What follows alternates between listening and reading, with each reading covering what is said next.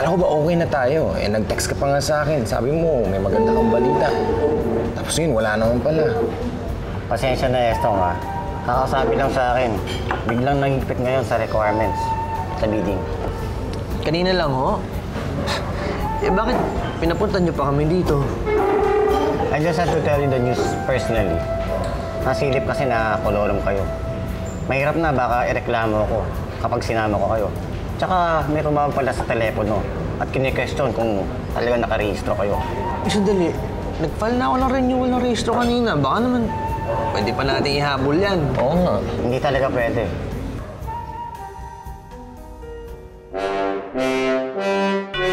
Ang labo talaga ng engineer na yon.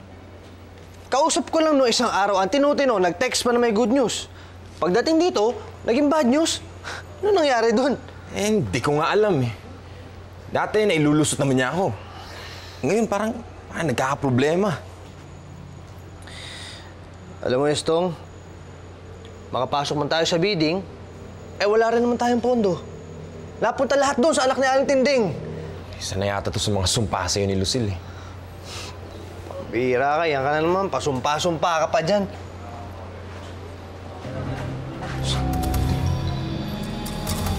Si Lucille yun ah. Bakit kasama niya si engineer?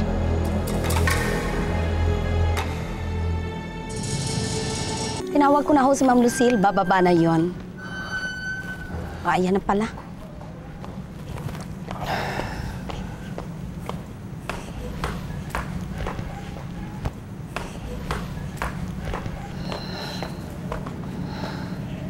Anong ginagawa mo dito? Lucille, pwede ba kitang makausap sandali? Tungkol saan? Ikaw yung humarang sa amin sa bidding, di ba? Dahil nakita kita eh. Kasama mo yung engineer kanina. I don't know what you're talking about, Linton. Bakit mo ba ako ginagantihan? Hindi ba pwedeng mapatawad mo na lang ako? Total, wala naman akong masamang nagawa sa'yo. Wala kang masamang nagawa. Lindon, tinulungan kita. Binigyan kita ng trabaho, ginawa kitang model, at binigyan kita ng billboard. Tapos anong gagawin mo sa akin? Ibabasura mo lang ako para kay Fina? Ah, manggagamit ka, Lindon.